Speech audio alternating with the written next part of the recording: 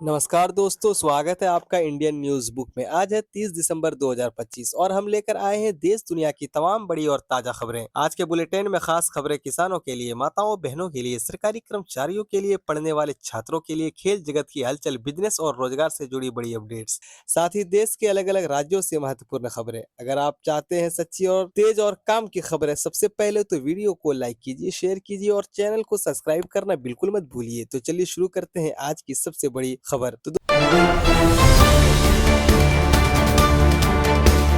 तो दोस्तों, आज की बड़ी खबर ये है, रक्षा मंत्री ने दी 79,000 करोड़ के हथियारों की मंजूरी। भारत की सैन्य शक्ति बढ़ाने के लिए रक्षा अधिग्रहण परिषद डीएसी ने बड़े फैसले लिए हैं। इसमें अमेरिकी MQ-9B ड्रोन, मार्सम मिसाइलें और T-19 टैंकों के अपग्रेड को मंजूरी मिली है। यह कदम आत्मनिर्भर भारत के तहत घरेलू उत्पाद को बढ़ावा देने के लिए उठाया गया है। इसी के साथ बढ़ते हैं अगले न्यूज की ओर। उत्तर भारत में कोल्ड डे का कहर, दिल्ली में रेड अलर्ट। दिल्ली एनसीआर समेत पूरे भारत में कड़ाके की ठंड और घने कोहरे ने जनजीवन थाम दिया है। मौसम विभाग ने अगले 2 दिनों के लिए रेड अलर्ट जारी किया है। कोहरे के कारण दिल्ली आने वाली 100 से अधिक ट्रेन और उड़ानें देर हो गई है। इसी के साथ बढ़ते हैं अगले न्यूज की ओर। अर्जुन एरिगेसी से हराकर आपा खो बैठे मैग्नेस कार्लसन। विश्व बिल्जिस शतरंज चैंपियन में भारत के युवा ग्रैंड मास्टर अर्जुन एरिगेसी ने बड़ा उलटफेर किया। उन्होंने दुनिया के नंबर 1 खिलाड़ी मैग्नेस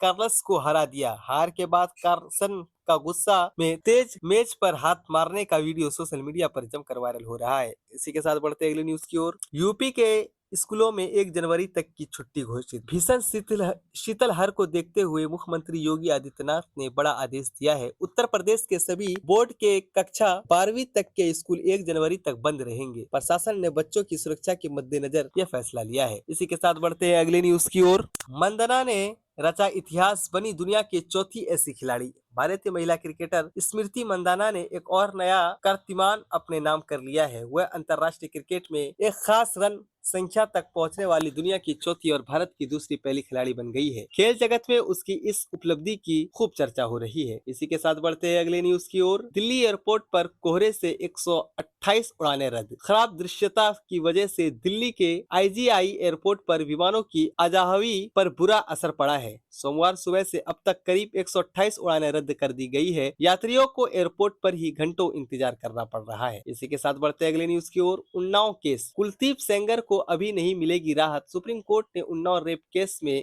के दोषी कुलदीप सेंगर की जमानत पर रोक लगा दी है। सीबीआई ने कोर्ट में दलील दी कि ये एक गंभीर अपराध है और सजा बरकरार रहना चाहिए। अगली सुनवाई अब 4 सप्ताह बाद होगी। इसी के साथ बढ़ते अगले न्यूज की ओर। हिमाचल सरकार लेगी 1,000 करोड़ का कर्ज। नए साल के जश्न और सरकारी खर्चों को पूरा करने के लिए हिमाचल प्रदेश सरकार ने कर्ज लेने का फैसला किया है। मुख्यमंत्री सुखविंदर सिंह सुक्खू ने वित्तीय जरूरतों के लिए 1,000 करोड़ रुपए का ऋण का प्रस्ताव रखा है। विपक्षी दलों ने इस पर सवाल उठाए हैं।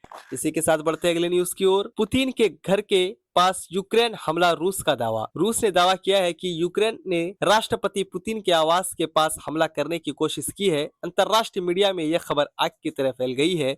रूस ने इसे उकसावे वाली कार्रवाई बताते हुए कड़ी जवाबदेही करने की चेतावनी दी है। इसी के साथ बढ़ते अगली न्यूज की ओर।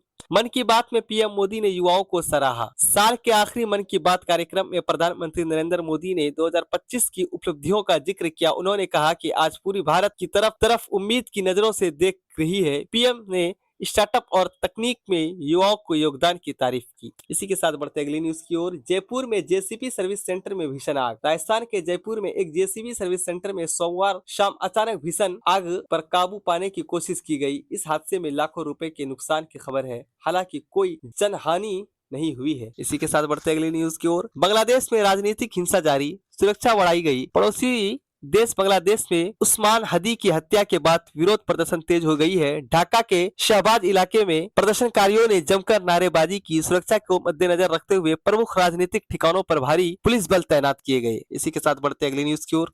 हुमा कुरैशी का न्यू ईयर प्लान हुआ वायरल। बॉलीवुड एक्ट्रेस हुमा कुरैशी ने सोशल मीडिया पर अपने नए साल के प्लान शेयर किए हैं। उन्होंने बताया कि वह इस बार शोर शराबे से दूर किसी शांत जगह पर वक्त बिताएंगे। उन्हें इस सॉलिट्यूड प्लान को फैंस काफी पसंद कर रहे हैं। दोस्तों, आज की तमाम बड़ी और अहम खबरों में फिलहाल इतना ही। देश और दुनिया की हर ताजा अपडेट के लिए बने रहिए हमारे साथ। अगर आपको ये वीडियो पसंद आई हो तो कृपया वीडियो को लाइक करें और चैनल को सब्सक्राइब जरूर करें, क्योंकि आपकी एक लाइक हमें और बेहतर काम करने की मोटिवेशन देती है। मुझे दीजिए इजाजत। नमस्कार। जय हिंद, जय भारत।